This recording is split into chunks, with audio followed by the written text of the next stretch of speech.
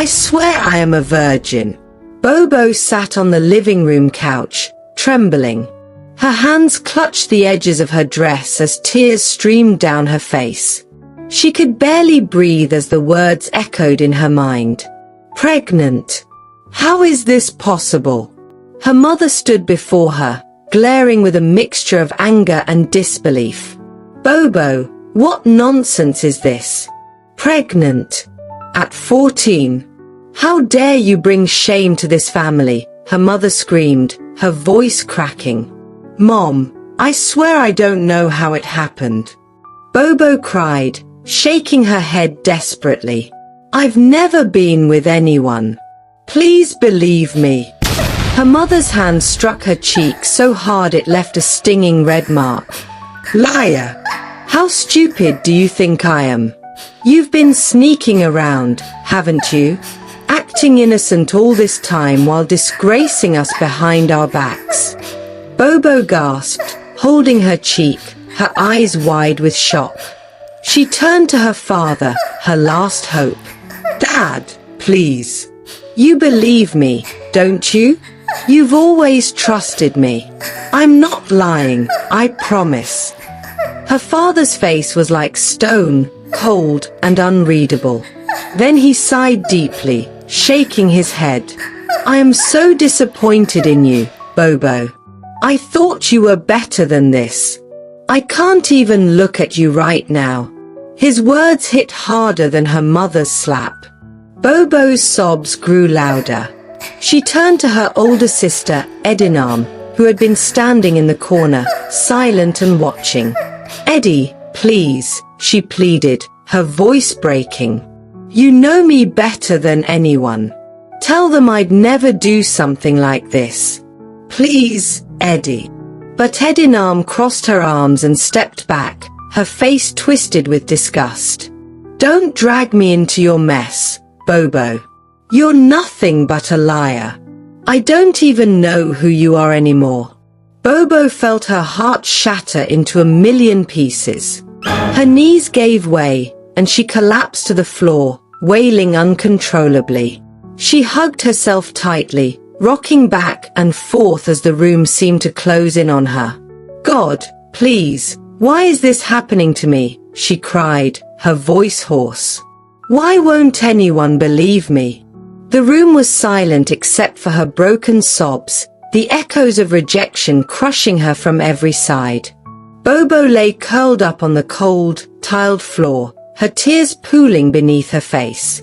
The rejection from everyone in her family left her breathless, her chest heaving as she sobbed uncontrollably.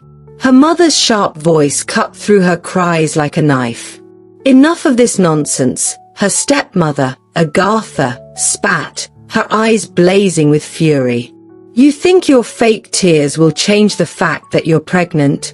If you're old enough to disgrace yourself, you're old enough to face the consequences. I won't have a prostitute living under my roof. Bobo gasped, the words striking her harder than any slap. Mom, please, I swear. I don't know how this happened, she whispered, her voice trembling. I've never done anything wrong. I swear, I'm still a virgin. Agatha's lips twisted into a cruel smile, her tone cold and biting. Virgin? Don't make me laugh. You've been sneaking around, haven't you?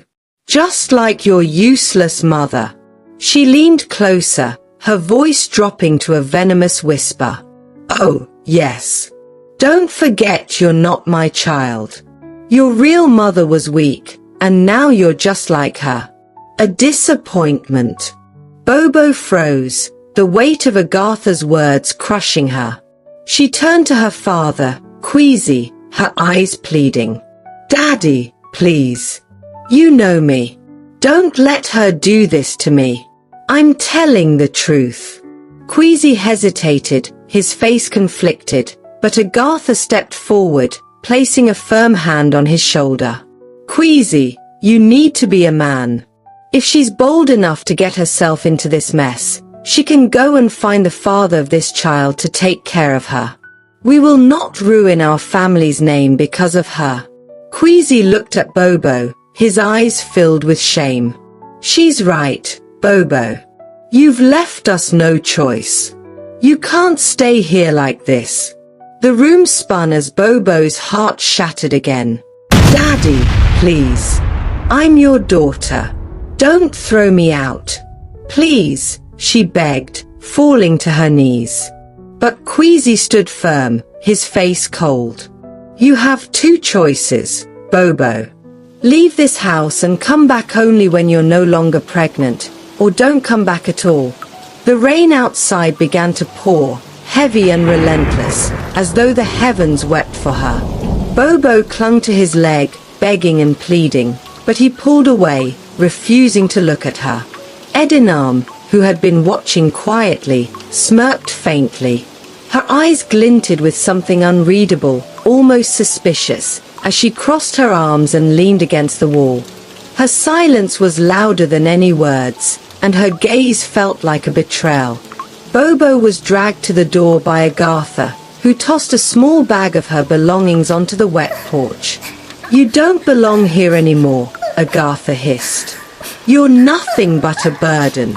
The door slammed shut behind her, leaving Bobo alone in the cold rain. She stood there for a moment, shivering, her tears mixing with the rain. Flashback. Years ago. Bobo's 5th birthday had been the happiest day of her life, or so she thought.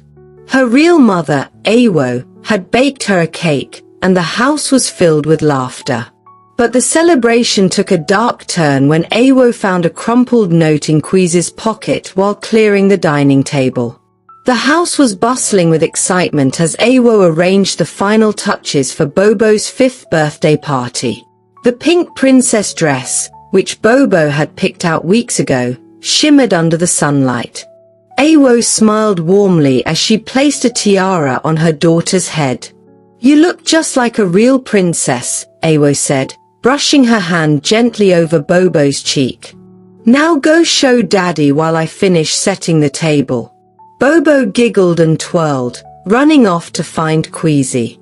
Awo sighed happily, smoothing out her own dress as she moved to the dining area. The cake was perfectly set on the table, candles ready to be lit, when she noticed something sticking out of Queasy's jacket draped over the chair. She hesitated for a moment but then pulled out the crumpled note. Her smile faltered as her eyes scanned the intimate words scribbled in hurried handwriting. Agatha. A child. What is this? She whispered, her voice trembling. Awo's face turned pale as the weight of the revelation sank in. She turned sharply, clutching the note, and stormed into the living room where Queasy was admiring Bobo's dress. Queasy, she snapped, her voice sharp enough to halt the joy in the room. Queasy's smile froze. What is it, Awo? What is this? She demanded, holding the note up. Who is Agatha? And what does she mean by our daughter? You have another child? You've been hiding this from me. Queasy's face darkened, guilt flickering for a moment before he hardened his expression. Awo, not now. It's Bobo's birthday. Not now. Awo's voice cracked, her anger rising. You have been lying to me for years, and you want me to pretend everything is fine? You brought another woman into our lives. You have a child with her, Queasy. How long were you going to keep this secret? Bobo peeked into the room, clutching the hem of her dress. Mommy. Daddy. What's wrong? She asked softly, her voice trembling.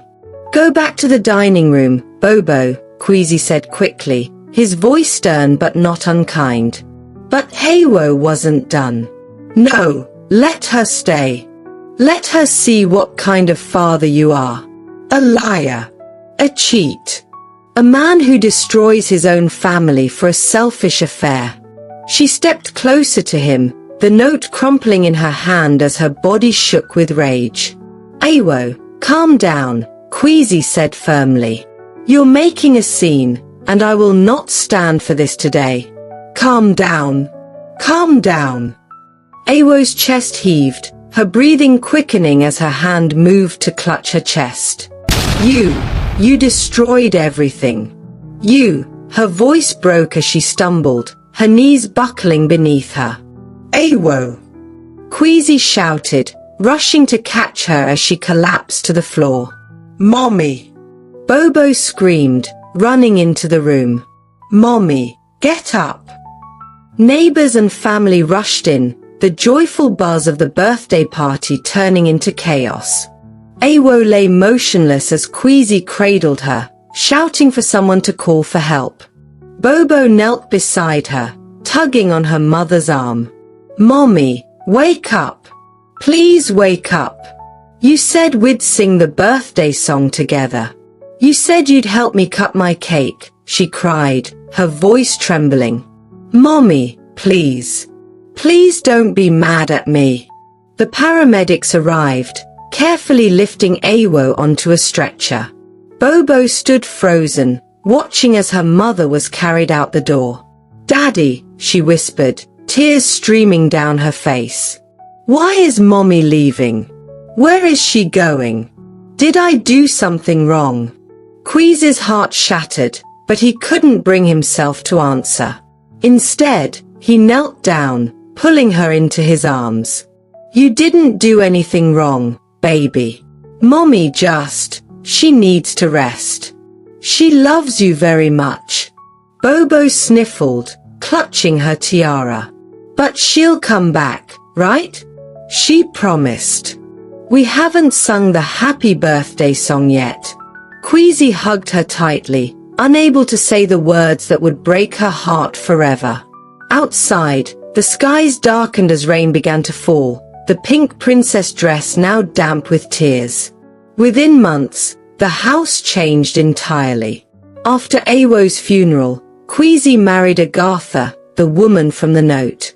She moved in with her daughter, Edinam, who quickly became the center of attention in the household. The warm laughter that once filled the rooms was replaced with cold stares and silence. Bobo, once a happy and carefree little girl, learned to live in the shadow of her stepmother and stepsister, the bright pink princess dress now tucked away, never to be worn again. The memory faded as Bobo stood in the rain, her tears mixing with the cold droplets on her face. She looked back at the house, its warm lights glowing in stark contrast to the cold emptiness she felt inside. Daddy, why don't you believe me? She whispered, her voice breaking. Why doesn't anyone believe me? From the window, Edinam watched her, a faint smirk playing on her lips. She turned away, leaving Bobo to face the storm alone. Bobo walked aimlessly in the rain, her clothes drenched and her body shivering. Every step she took felt heavier, her mind replaying the cruel words from her stepmother, the cold indifference from her father, and the smug smile from Edinam. Why does no one believe me? She whispered to herself, her voice hoarse. What did I do to deserve this? Somewhere, hidden behind the curtains, Edinam watched her from the window, her lips curling into a sinister smile. This is just the beginning, she muttered to herself, her eyes gleaming with satisfaction. But the storm outside wasn't just in the skies, it was brewing in Bobo's heart. The rain poured relentlessly as Bobo trudged through the muddy streets, her clothes soaked and clinging to her small frame. The world around her seemed colder and crueler than ever. With no direction and no one to turn to, she found herself drawn to the cemetery, a place she hadn't visited since her mother's burial. As she stood before her mother's grave, the rain blurred her vision, mixing with the tears streaming down her face. She dropped to her knees, the cold earth soaking through her dress as she placed trembling hands on the headstone. Mommy, she sobbed, her voice cracking. Why did you leave me? You promised you'd always be here for me. Why didn't you stay? Her cries grew louder as thunder rolled across the sky, a deep and menacing sound that echoed her anguish. Mom, what do I do? Everyone thinks I'm lying. They hate me. Even Daddy, even he doesn't believe me. Her voice faltered, and she clutched at the soil, her nails digging into the ground. I don't even know how this happened, Mommy. I swear I've done nothing wrong. Please, tell me what to do. Give me a sign. Please. But the only response was the relentless rain and the ominous rumble of thunder. The rain poured relentlessly as Bobo knelt by her mother's grave, her tears mingling with the cold droplets. She hugged herself tightly, shivering as thunder rumbled in the distance. Mommy, you promised you'd always be here for me. You said everything would always be okay, but it's not. Her fingers traced the lettering on the headstone again, and for a moment she was silent, her shoulders shaking as sobs racked her body. Then, as if her heart couldn't hold the weight anymore, she began to sing, a song she sang whenever she missed her the most. Mom, you've been sleeping so long. Did you forget to wake up? Did you forget to come home? Won't you sing my birthday song? Shall we blow my candles, just you and me? Only your mother knows how to love her child. Mama, the days feel so dark. Your warmth is no longer here. I reach for your hand, but it slips away. Mama, why did you disappear? Shall we blow my candles, just you and me? Only your mother knows how to love her child. Mama, the days feel so dark. Your warmth is no longer here. Reach for your hand, but it slips away. Mama, why did you disappear?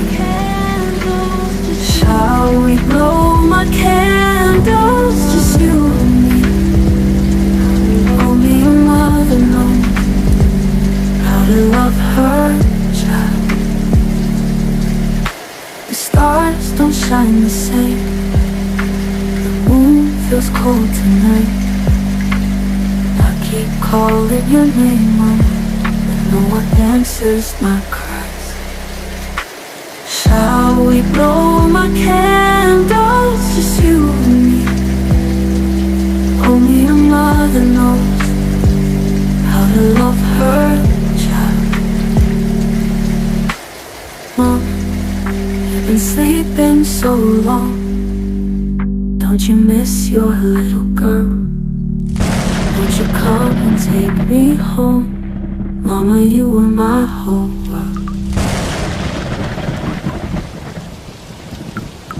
Mama, you've been sleeping too long.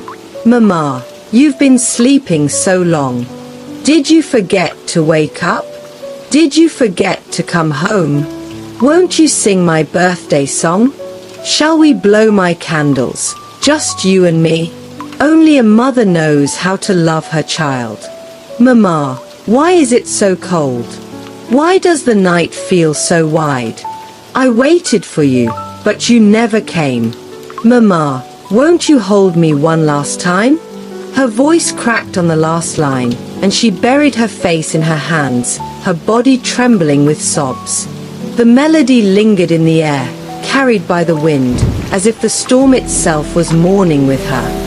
I miss you so much, Mom. Today, I was reminded that I do not have another mom but you, she whispered into the silence.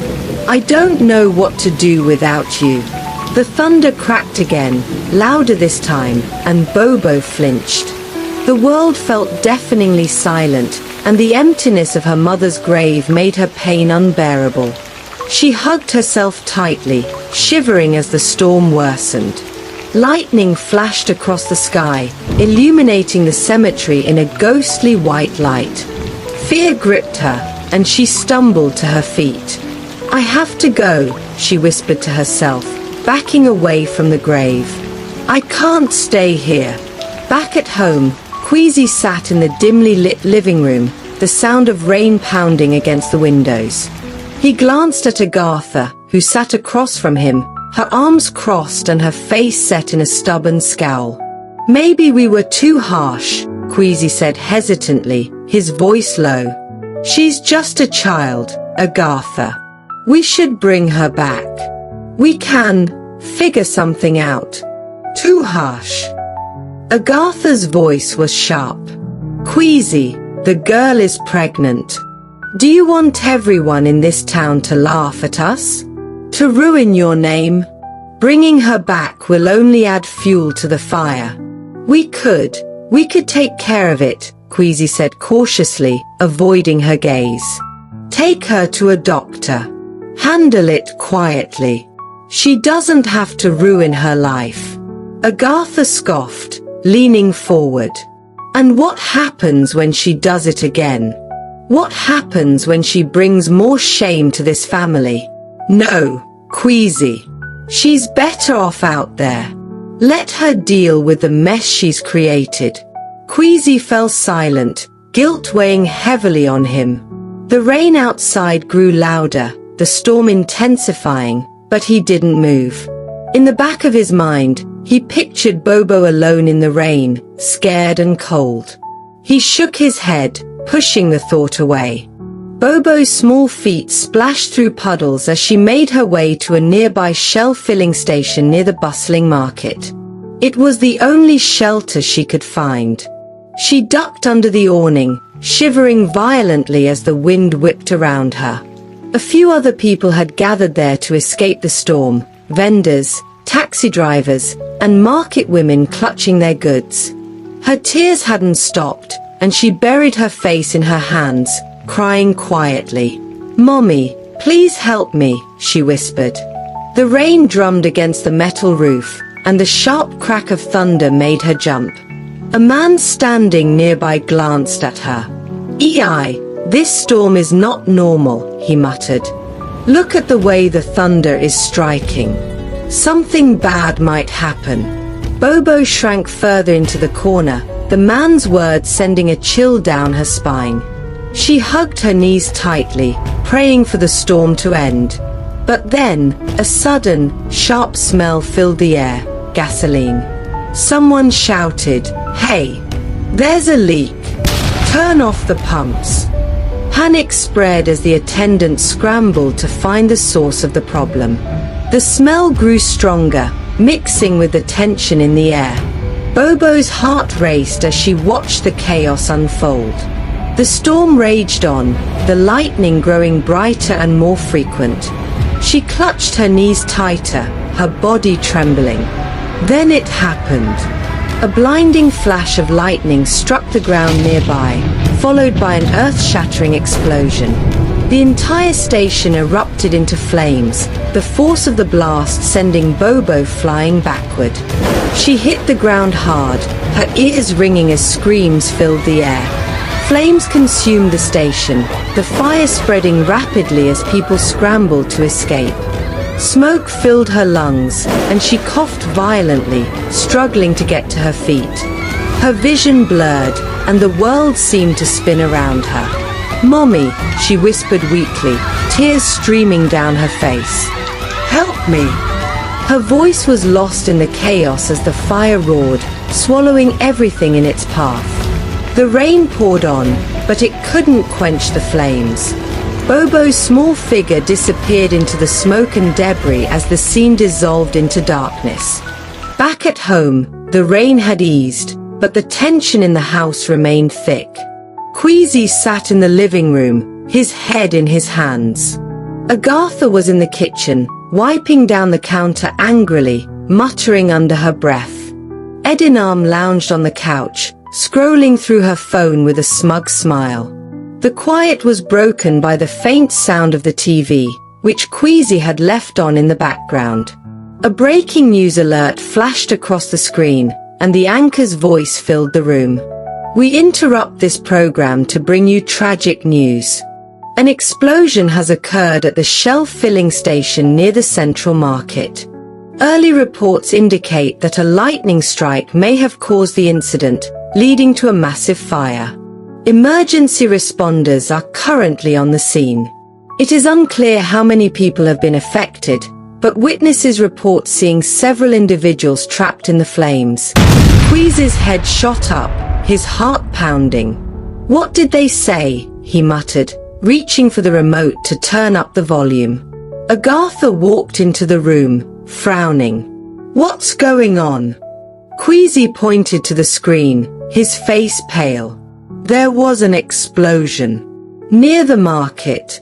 "The market?" Agatha said sharply, her tone shifting. "Isn't that near where the girl might have gone?" Edinam's fingers froze on her phone, and she looked up, her eyes wide. "You don't think," she started, but her voice trailed off. Queasy shot to his feet, panic tightening his chest. She doesn't know anywhere else to go. That market is the only place she could have found shelter.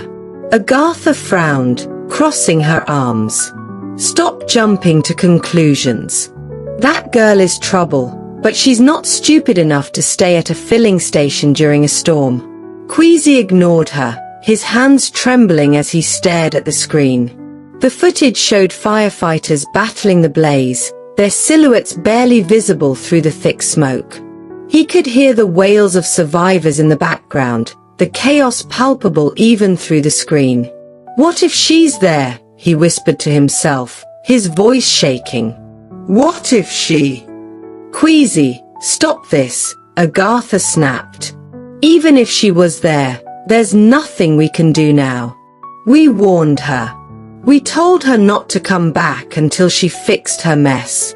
Queasy's face hardened, guilt and fear mixing in his expression. "She's still my daughter, Agatha. Pregnant or not, she's still my daughter." Agatha scoffed but said nothing, her face unreadable. Edinam returned to her phone, though her movements were slower, more deliberate. A small, almost imperceptible smirk tugged at the corner of her lips. The TV broadcast continued, the anchor's voice solemn. "We will provide more updates as they come in. For now, we urge everyone to avoid the area and allow emergency responders to do their work." Queasy sank back into the chair, his mind racing with possibilities. He couldn't shake the image of Bobo, cold and scared, trapped in the chaos. The rain outside had stopped, but the storm within him was just beginning. The news broadcast continued, showing firefighters battling the massive blaze, the camera panning over charred debris and scattered remains of vehicles. The anchor's voice was solemn. Initial reports indicate that dozens have lost their lives in this tragic explosion. Rescue efforts are ongoing, but the heavy rain and fire have made the situation extremely dangerous. Our thoughts are with the victims and their families. Queasy leaned forward, his face pale, his heart pounding. He couldn't shake the image of Bobo, lost, scared, alone in the storm. What if she had been there? What if she was one of the victims? He stood abruptly, the chair scraping loudly against the tiled floor. Agatha turned to him, her arms still crossed. "What are you doing?" she asked sharply. Queasy didn't answer. His hands trembled as he grabbed his car keys from the table, his mind racing. He couldn't sit and wait any longer. He had to find her.